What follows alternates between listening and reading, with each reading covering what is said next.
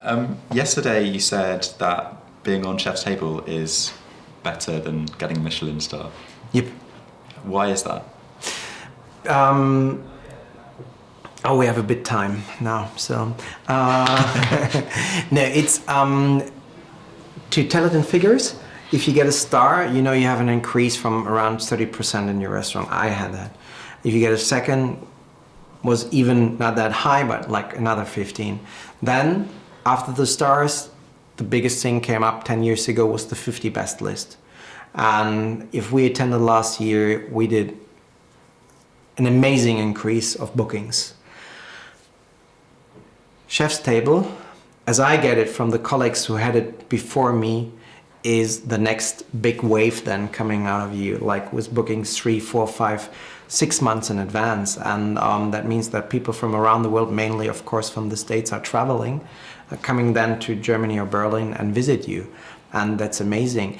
We have, as I get it, more than 90 million clients with Chef's Table around the world. And it was Netflix, I'm sorry. And Chef's Table is one of the top 5 originals they have. So you can be sure there's, for me, no other way to get so close to so many people that see my restaurant and that see me. And that is absolutely amazing.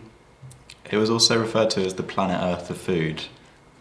So this like really cinematic way of portraying food. Was that important to you, having your food portrayed in a kind of beautiful way? No, and you know, I never go so deep in thinking about things like that. For me, it was like there's coming a team. They come 11 days. They're a pain in the ass because they're there from the morning until the evening. But if I saw then in my episode and I saw my food, and of course I know all the other episodes. I saw them several times over the years. I really fell in love again to my food because it was so beautiful. It was so awesome, and it makes me really happy.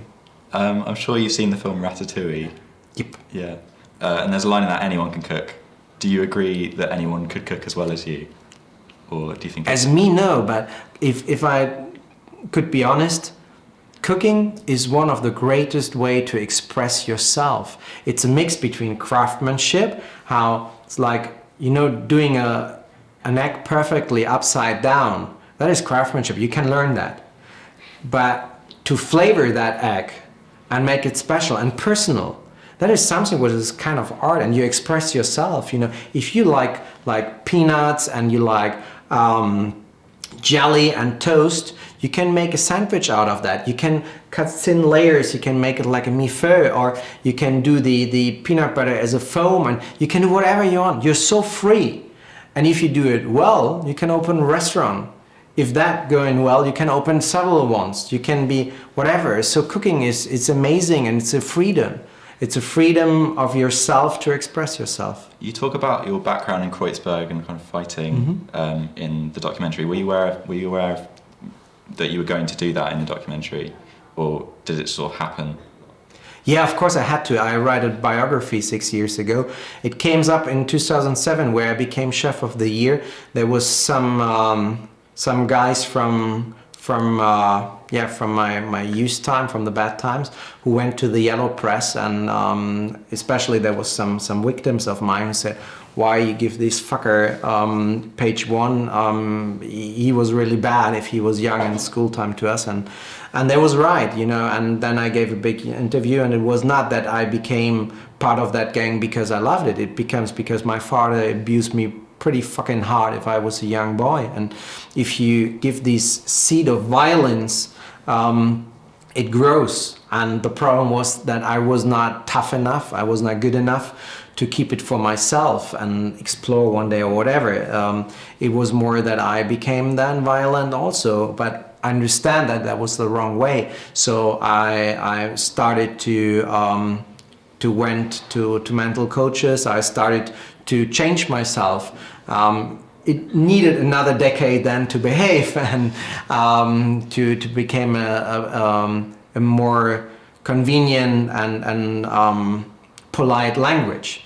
But I'm working hard on that. Still nowadays, you know, I'm still feeling that power. If anyone like on the street goes through me and spitting after me and says, I see you in TV, you're a fucking asshole, how you handle people and you treat them hard. And, you know, for a lot of people, it's, even if it's not, doesn't mean anything about aggression, even if I'm very direct and I'm focused and say, take the plate now, they feel like, oh, he's aggressive, oh, I hate you, I don't like you. And for me, that's normal. And then I must try to go away, you know, because there's no right for them to provoke me, but I can lose everything if I let them provoke me. And yeah, it will be a lifetime fight for me.